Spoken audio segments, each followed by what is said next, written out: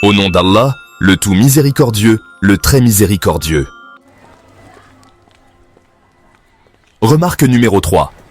Dans le premier temps d'exaucement du vendredi, entre le moment où l'imam monte sur le minbar et la fin de la prière du Jumu'ah, quels sont précisément les moments durant lesquels il faut invoquer?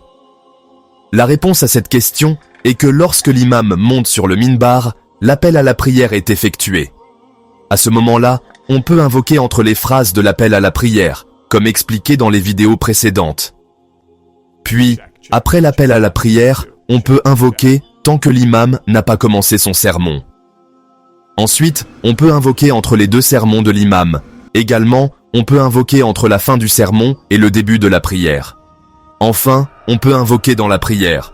Voir Durus wa Fatawa al-Haram al-Madani, à 1416 de Tchir, Othaymin, page 43.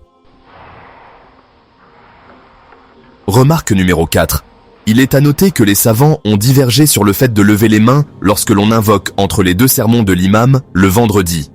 Certains savants ont dit qu'on ne lève pas les mains lorsque l'on invoque à ce moment-là, tandis que d'autres savants ont dit qu'il est légiféré et meilleur de lever les mains à ce moment-là, car la base dans l'invocation est qu'il est recommandé de lever les mains, sauf si les textes montrent l'inverse.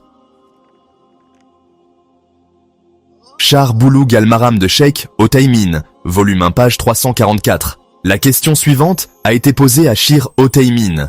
Quel est le jugement de lever les mains pour invoquer entre les deux sermons du vendredi? Il a répondu, « Ceci est légiféré. Moi-même je lève les mains quand ce n'est pas moi qui suis l'imam. » Tamarat ad-Tadwin, Min, Masail ibn Othaymin, question numéro 172.